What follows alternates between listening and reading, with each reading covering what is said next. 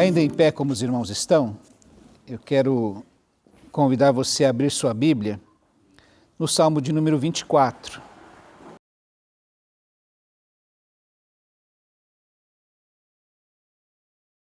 Salmo de número 24. Vai ficar um pouquinho diferente. Eu fiz a leitura no início do culto, na versão Almeida 21. Agora eu vou fazer na NVI. Diz assim, Salmo 24, de 1 a 7. Do Senhor é a terra e tudo o que nela existe, o mundo e os que nele vivem. Pois foi Ele quem a estabeleceu sobre os mares e a firmou sobre as águas. Quem poderá subir ao monte do Senhor? Quem poderá permanecer no seu lugar santo? Aquele que tem mãos limpas e coração puro, que não recorre aos ídolos, nem jura por deuses falsos. Este receberá bênçãos do Senhor, e Deus, o seu Salvador, lhe fará justiça. Assim é a geração que o busca, que busca a tua face, ó Deus de Jacó. Levantem, ó portas, as suas cabeças, levantem-se, ó portas antigas, para que entre o Rei da Glória. Quem é esse Rei da Glória? O Senhor forte e valente, o Senhor valente nas guerras. Levantem, ó portas, as suas cabeças, levantem-se, ó portas antigas, para que entre o Rei da Glória. Quem é este Rei da Glória? O Senhor dos Exércitos, Ele é o Rei da Glória. Amém? Vamos orar? Pai querido, obrigado mais uma vez pelo privilégio que temos de ter este espaço, de termos este tempo para te adorar, para buscar a tua face. Nós te agradecemos pela vida de nossos irmãos, pela comunhão, ó Deus, que somente em Cristo podemos ter. Recebe, ó Deus, a nossa oração, a nossa adoração, o nosso culto que te prestamos. Vem estar entre nós, falar a cada um de nós e conduzir, ó Deus, a nossa vida ao centro da tua vontade. É a nossa oração no nome precioso do Senhor Jesus. Amém, ó Deus. Os irmãos podem se assentar.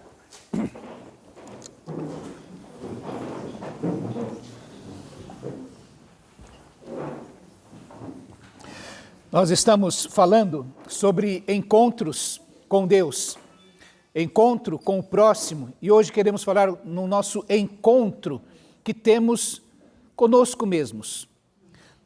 Estes encontros são encontros significativos, são encontros transformadores, são encontros que querem mover a nossa vida do lugar onde ela está para algo mais além, para um encontro mais profundo, para uma intimidade mais profunda, para um conhecimento mais profundo a respeito de Deus. O Deus de toda a graça, como nós temos lembrado, é Ele que nos envolve para que a nossa integridade possa ser transformada, possa ser saudável. Existe um sociólogo chamado Otávio Preto, que quando ele fala sobre estudar a sociedade, o mundo dele, ele é um carioca, ele quer estudar a sociedade carioca, ele fala da dificuldade dele estudar a sua sociedade por ser um carioca, por ser alguém que está dentro do problema, por ser alguém que é carioca. E por causa disso ele diz, é necessário você se distanciar da sua sociedade para tentar entendê-la melhor. Porque você no meio do problema não consegue enxergar as coisas direito.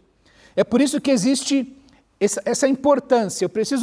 Tenho um problema, eu preciso às vezes me afastar dele para poder compreendê-lo melhor. Não sei se você já viu uma situação dessas, você tem lá uma conta que não bate. Eu sou do tempo que você digitava os números e ia saindo aquela folhinha com os números todos. E aquilo não batia, somava uma vez, não batia, somava duas vezes, não batia. Aí você saía, ia tomar um café, dava uma volta. Quando você voltava, pegava as duas folhinhas, batia o olho, está ali o erro. Está ali digitou, em vez de 70, digitou 0,7 nos centavos e dava errado. Quando você vai a um terapeuta, o que ele faz é tentar olhar de fora o seu problema.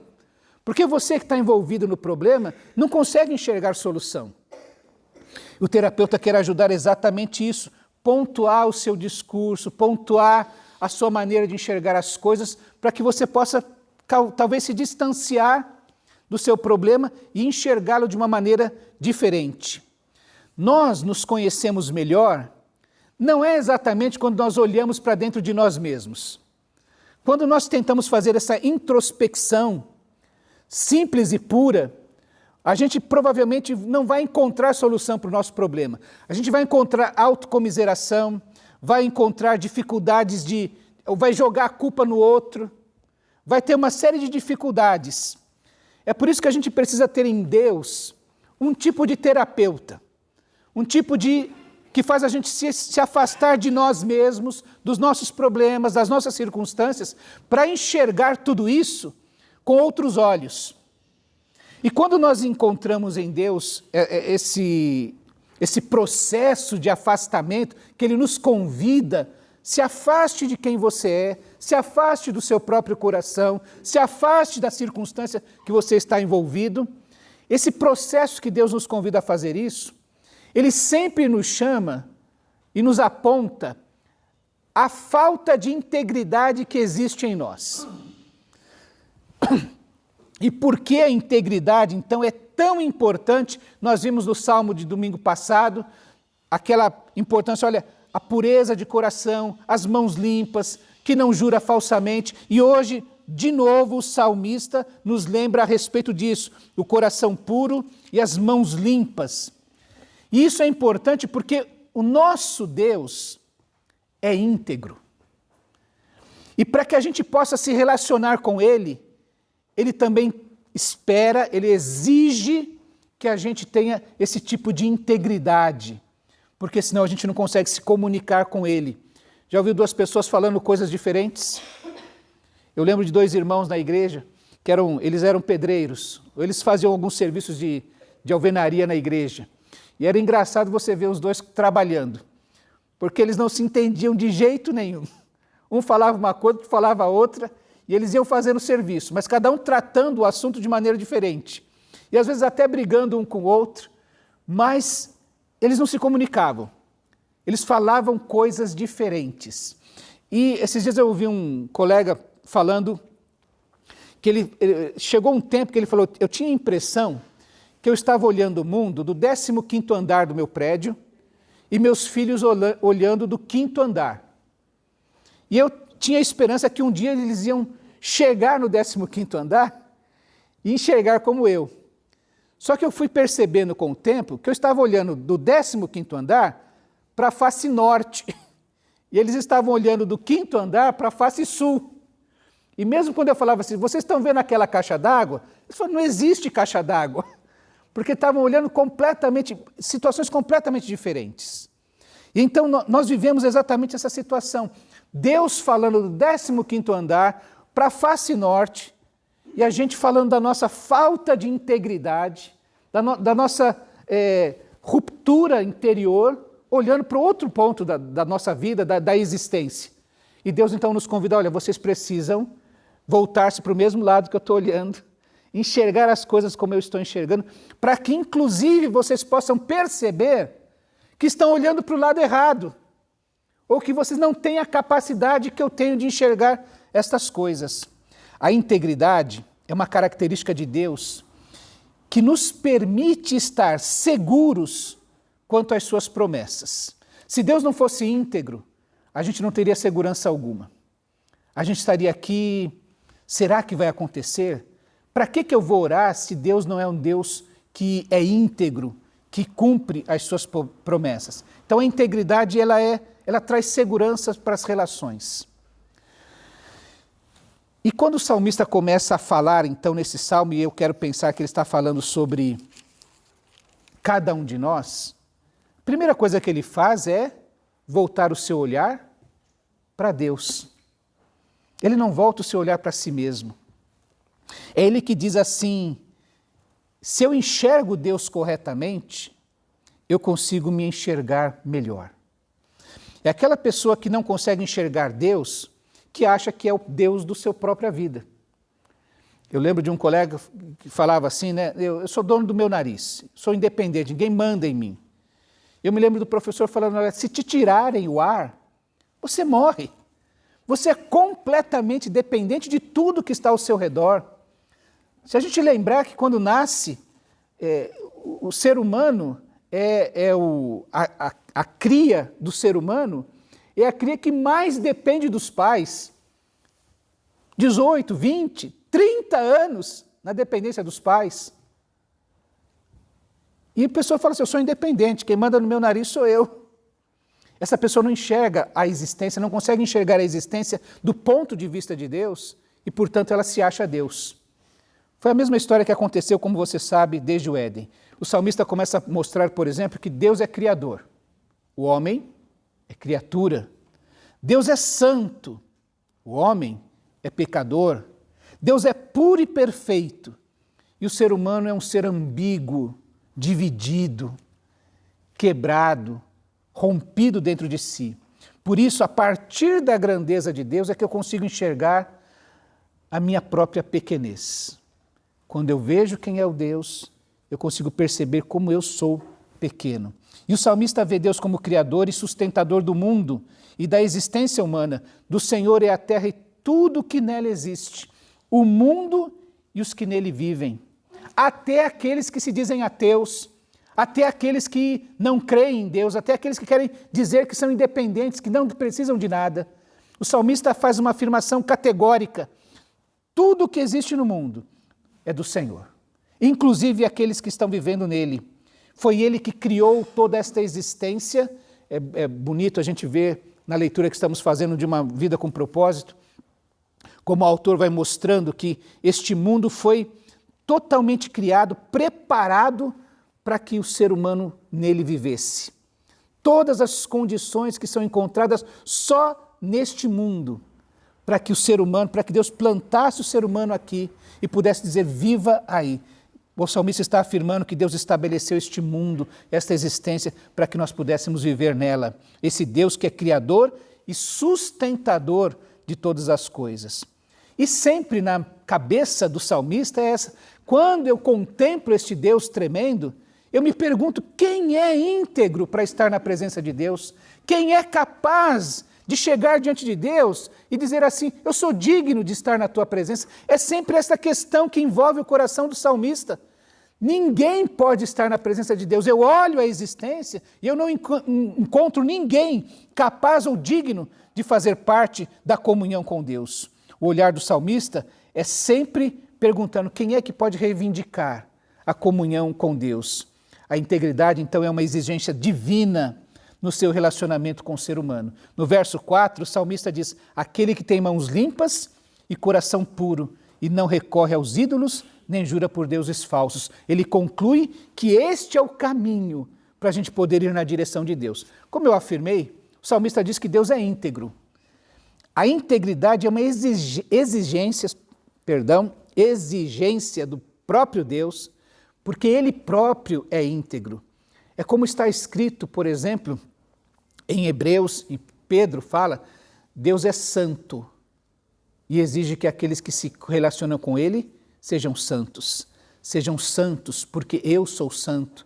No Antigo Testamento, quando Deus dava suas leis ao povo de Israel, diversas vezes ele repete, vocês vão fazer dessa maneira, trazer tal animal, fazer tal sacrifício, guardar tais dias, porque eu sou santo.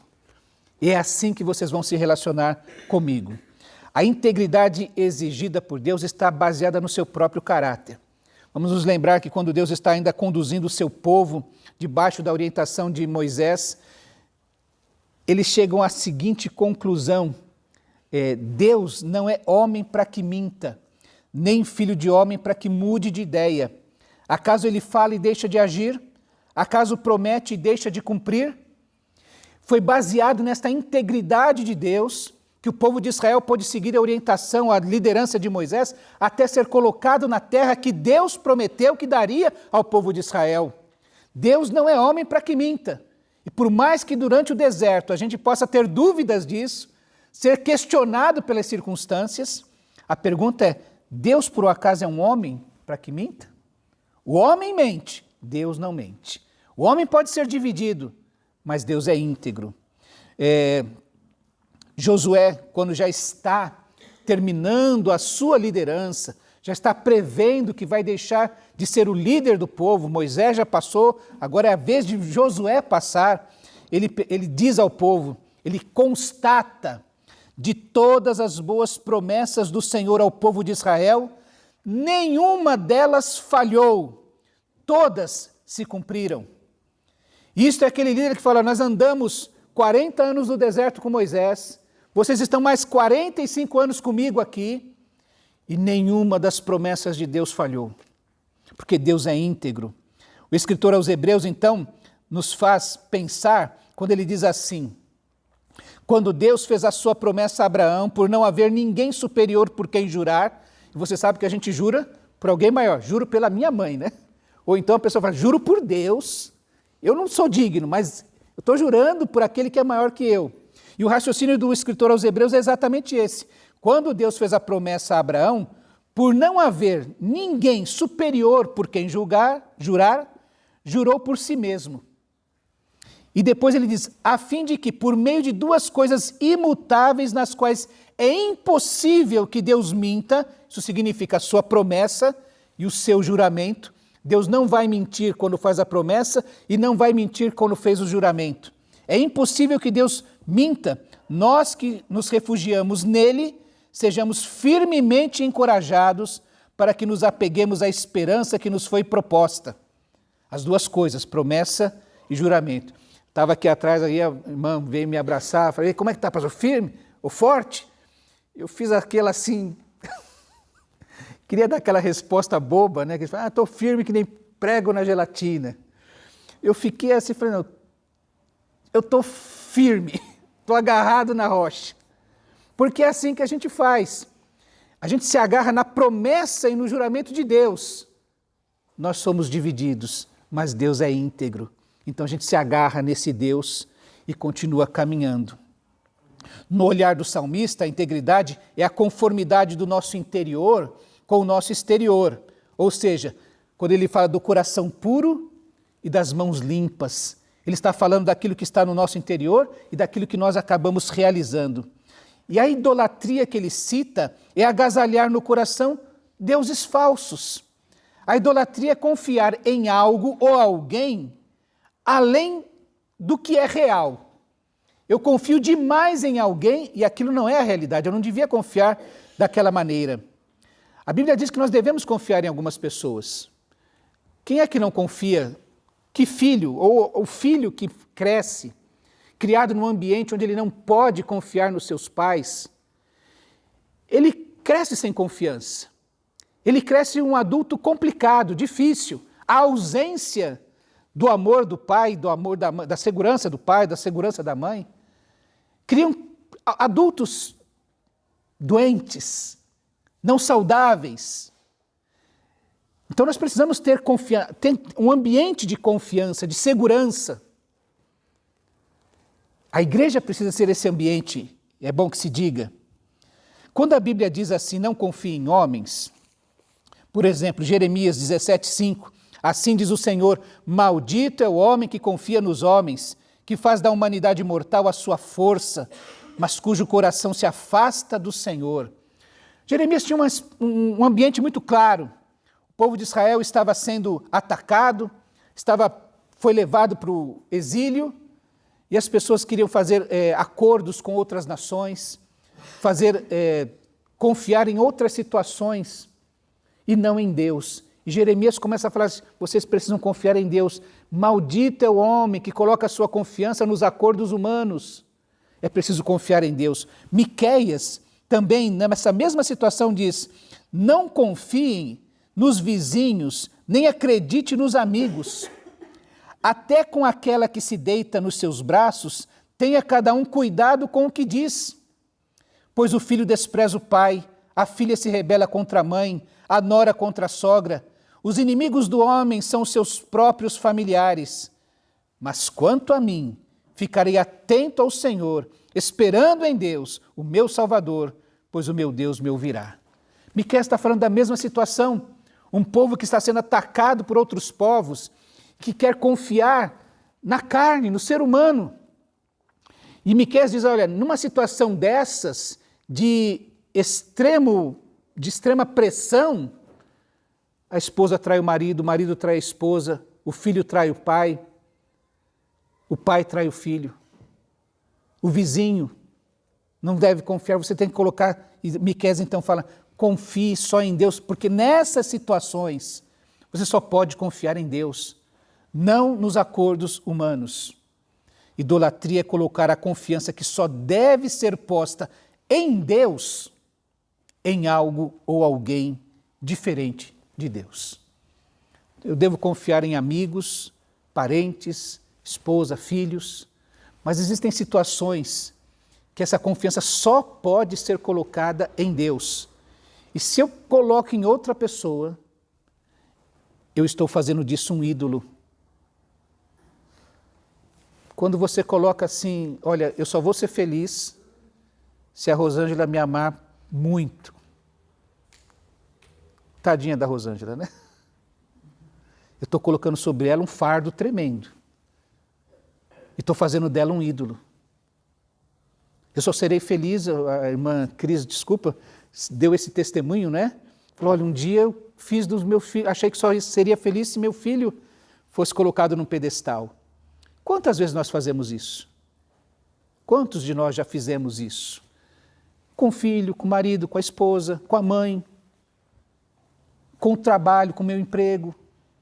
Fazemos dele um ídolo porque a confiança que deveria ser colocada somente em Deus é colocada em algo e alguém diferente de Deus. Por isso que quero lembrar, não quero sair daqui mal interpretado, que a gente confia no pai, na mãe e até em determinados amigos para algumas coisas, mas existe um tipo de confiança que só pode ser posta em Deus. Por isso que os provérbios, hoje nós lemos bastante provérbios, o amigo ama em todos os momentos, mas na adversidade nasce o irmão. Ou quem tem muitos amigos pode chegar à ruína, mas existe amigo mais chegado que um irmão. Então existem pessoas com quem nós devemos confiar, podemos contar, mas aquela confiança que devemos colocar em Deus só pode ser colocada em Deus. Senão isso se torna uma idolatria e o salmista fala exatamente isso, que o nosso Deus é íntegro, muito além do que nós podemos imaginar ou encontrar em qualquer pessoa. O próprio Jesus ensinou a integridade. A integridade é uma exigência dos ensinos do próprio Cristo.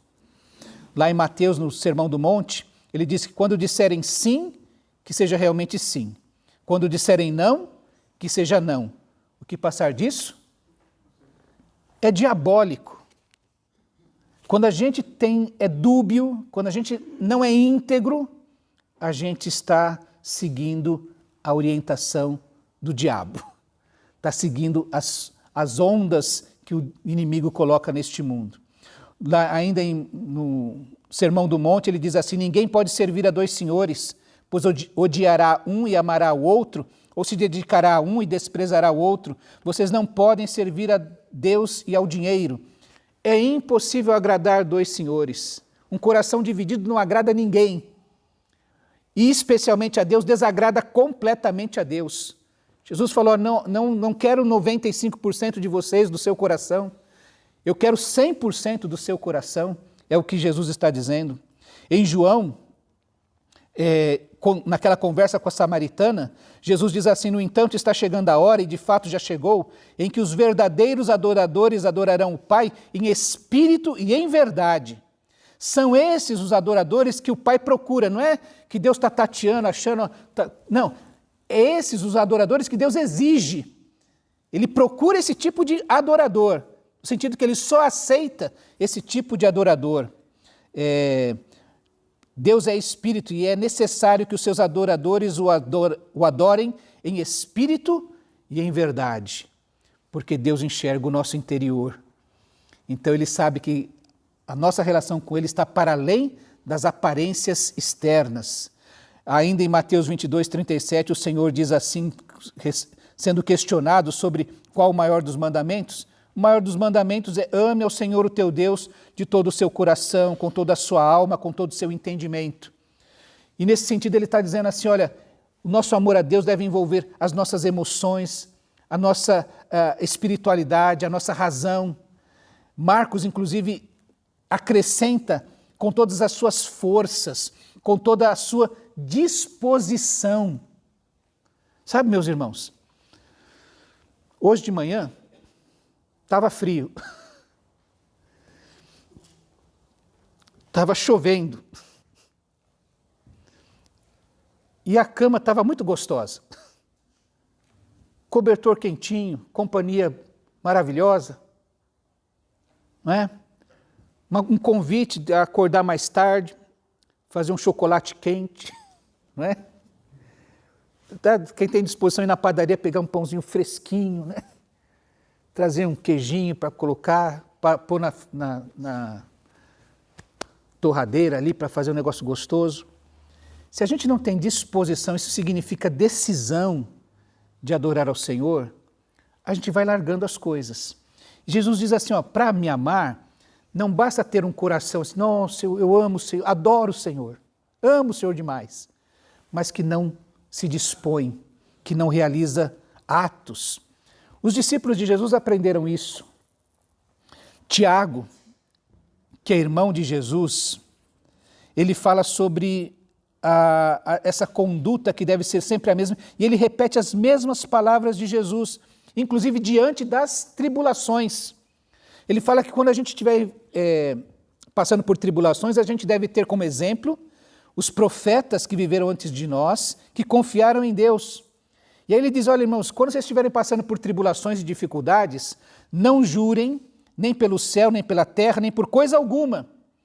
O sim de vocês deve ser realmente sim, e o não seja não, para que não caiam em condenação. Mesmo diante das adversidades, a conduta do cristão, do discípulo de Jesus, e que o salmista está falando, deve ser sempre a mesma. Do Senhor é a terra e a sua plenitude, o mundo e aqueles que nele habitam. O Senhor continua sendo Deus, e eu vou continuar confiando nesse Deus e obedecendo a esse Deus. Quando João, o apóstolo amado, escreve, lembra também das palavras de Jesus, dizendo assim, filhinhos, não amemos de palavra nem de boca, ou da boca para fora, mas em ação e em verdade. De novo, de maneira íntegra. O nosso exterior deve corresponder ao nosso interior e vice-versa. Por fim, a integridade, meus irmãos, é uma bênção comum. Se a pessoa não for crente, não tiver nenhum encontro com Jesus, se ela for um ateu, que diz que Deus não existe, mas ela for íntegra, ela será abençoada pela integridade dela. Integridade traz paz interior. Por exemplo, eu sei que eu não falei isso. Eu prometi, eu fiz, eu disse que não faria, não fiz, eu disse que estaria, estive, eu falei que pagaria, paguei. Tem paz interior. Tem ninguém cobrando, ninguém atrás de si. Quantas doenças se estabelecem no coração da gente por fruto dessa falta de integridade? A gente fala da esquizofrenia, e aqui eu quero, não é um termo, não quero usar de maneira técnica, mas talvez o principal sintoma da esquizofrenia é dissociar a ação do pensamento. Ele fala uma coisa e age de maneira diferente, ele vê coisas que não estão acontecendo. E por vezes nós vivemos uma esquizofrenia emocional, quando o nosso coração sente uma coisa e nós fazemos outra completamente diferente. Ou uma esquizofrenia espiritual, quando a gente adora, diz que adora a Deus, mas agasalha outros deuses no coração, ou vai atrás de deuses falsos. E nós precisamos então ter essa capacidade de buscar essa integração, ou essa integridade, para que a gente possa ser mais saudável no nosso casamento, nas nossas relações familiares, nos nossos negócios, na vida da nossa igreja, na sociedade. O amigo não confiável, o cônjuge não confiável, etc., o parceiro comercial não confiável. Como é que dá para viver dessa maneira? Você vive doente. Quem já teve um sócio e você desconfia do sócio? Já viveu assim? Preocupado com cada detalhe? É uma vida difícil. Aliás, o capitalismo, ele só funciona num ambiente de integridade. Um ambiente onde um quer enganar o outro, onde um não é confiável. Quem vende? Vender para um comprador, será que esse fulano vai pagar? Será que vale a pena tirar o pedido e depois não receber? Ou quem compra, já tive dos dois lados da mesa, já fui vendedor, já fui comprador. Se eu vou comprar com esse fulano, mas será que essa empresa tem condições de entregar, de cumprir o que ela está prometendo aqui? Entregar na quantidade, no dia certo? Esse ambiente comercial, ele só é saudável, ele só vai funcionar se houver integridade. Não precisa nem ser crente. O ambiente só pode funcionar se houver integridade. Por fim, a integridade também é uma bênção da parte de Deus. A integridade é uma bênção no relacionamento com Deus, porque diz no verso 5 que este que é íntegro, cujo coração e as mãos são íntegras, este receberá bênçãos do Senhor e Deus, o seu Salvador, lhe fará justiça. Assim é a geração que busca a tua face, ó Deus de Jacó. Deus sabia desde o início, desde o Éden, quais são as consequências de um coração dividido. Você se lembra de Adão e Eva? Como eles fizeram do seu ego ídolos? Porque a proposta da serpente foi essa: vocês serão como Deus. E então a mulher viu que era desejável, o fruto era desejável, era atraente e desejável para dele obter sabedoria. E esse coração dividido nos trouxe até aqui. Essa falta de integridade nos trouxe até aqui. Sim, sim e não, não. Deus acolherá o verdadeiro adorador, o coração não dividido. É esse que recebe a bênção do Senhor de ter a comunhão com Deus, de ter o olhar de Deus voltado para o seu coração e que o ajuda a enxergar quem ele verdadeiramente é e perceber os caminhos que precisam ser corrigidos para que a integridade possa ser restaurada em sua vida. Um coração que sinceramente busca e se submete a Deus, alcança a justiça de Deus. Lembra que nós todos alcançamos justiça de Deus em Jesus Cristo. Talvez esse salmista não tivesse consciência plena, mas ele estava apontando para a pessoa de Jesus Cristo que um dia viria e que seria a nossa justiça, a minha justiça e a sua. Nós dissemos aqui, nós nos reunimos aqui hoje só para te adorar, por causa de que Cristo um dia, por causa da sua morte, rasgou-se o véu e nós tivemos pleno acesso à presença do Pai. E esse coração que sinceramente busca e se submete a Deus vai alcançar justiça, vai se enxergar como pecador, vai enxergar Deus como santo, vai enxergar o sacrifício de Cristo e vai poder viver da justiça de Deus. Esse coração que sinceramente busca e se submete a Deus alcança comunhão, enxerga a face de Deus. Bem-aventurados os puros de coração, porque eles verão a Deus. É esse que terá comunhão, vai enxergar Deus em meio à tragédia que é o mundo. Vai enxergar Deus como salmista, como nós dissemos, ele olha o mundo todo e sempre se questiona, quem é que é capaz de estar na sua presença? Esse coração sincero que busca a Deus. Um coração que sinceramente busca e se submete a Deus, alcança respostas. O shalom de Deus em sua vida. É por isso que o salmista termina o salmo com um hino de adoração. Levantem, ó portas, as suas cabeças, levantem, ó portas antigas, para que entre o Rei da Glória. E quem é este Rei da Glória? O Senhor forte e valente, o Senhor valente nas batalhas, nas guerras. É um salmo de adoração, de um coração adorador que adora em espírito e em verdade. Se são esses adoradores, como eu disse, que Deus procura, que Deus exige, que Deus recebe. O coração íntegro é aquele que conhece e reconhece o Rei da Glória. O Deus a quem pertence a terra e tudo que nela existe, o mundo e os que nele habitam, que criou os mares e firmou a terra. O Senhor valente nas batalhas, o Senhor valente o Senhor dos exércitos, valente nas batalhas. O salmista está falando que um coração íntegro finalmente chega ao ponto da adoração. Ser um adorador que Deus procura. O adorador que, tendo consciência de quem é Deus, reconhece a sua grandeza e se prostra diante de quem é Deus. A prostração não é somente os joelhos físicos dobrados, mas um coração submisso a Deus. Um coração que busca a vontade de Deus, que se enxerga como Deus enxerga e que enxerga os caminhos que Deus propõe para ele de justiça na sua vida. As palavras portas e portais se referem à entrada da cidade de Jerusalém, por onde o rei chegaria e seria anunciada tanto a sua chegada, ele seria aclamado pelo povo. Lembram-se de Jesus entrando em Jerusalém montado num jumentinho e o povo todo jogava suas vestes e palmas e gritava: Hosana, bendito que vem em nome do Senhor.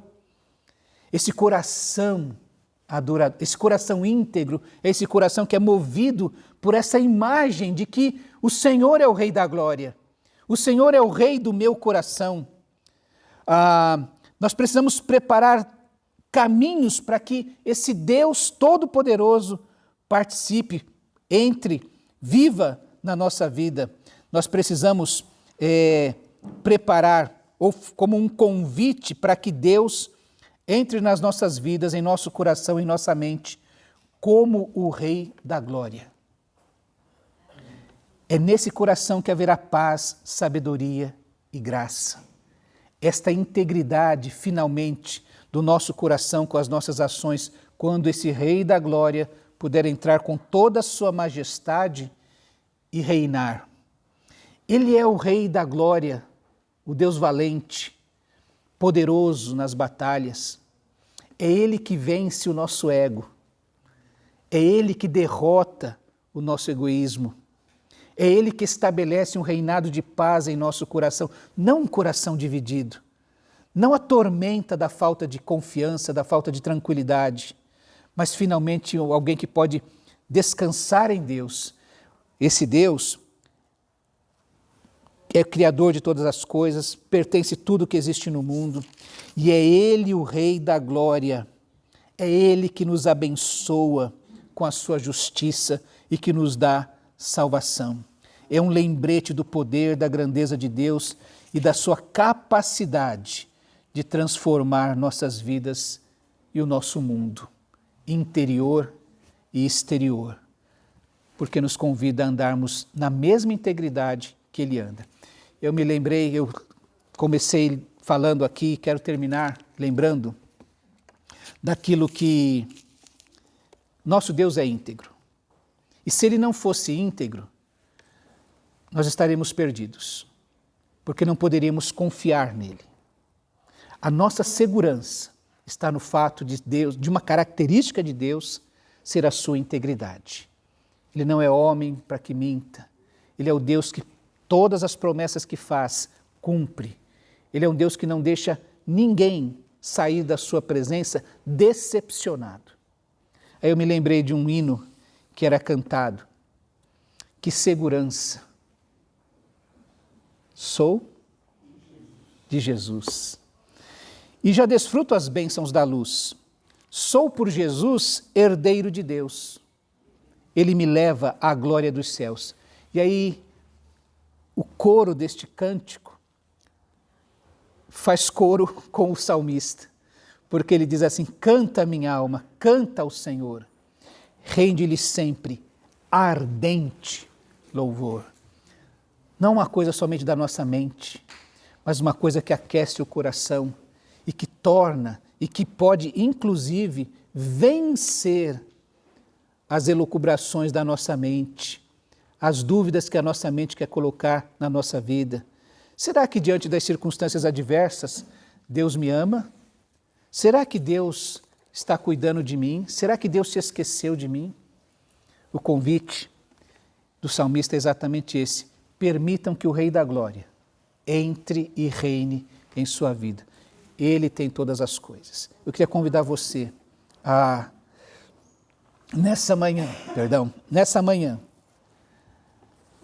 unir a sua voz com o salmista e fazer um convite que esse Deus, Criador de todas as coisas, sustentador deste mundo, que é íntegro, que não falha em suas promessas, que Ele entre no seu coração nessa manhã, na sua vida, venha intervir nessa questão que você tem, nessa dúvida do seu coração, nessa tristeza que se abate sobre você, e permita que esse Deus forte e poderoso, valente nas batalhas, vença e reine em seu coração. Amém? Vamos orar.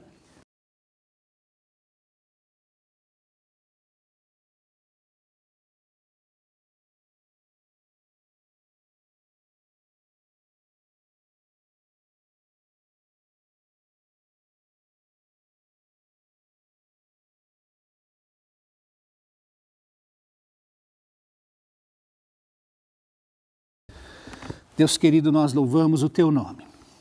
Todo o mundo existe e hoje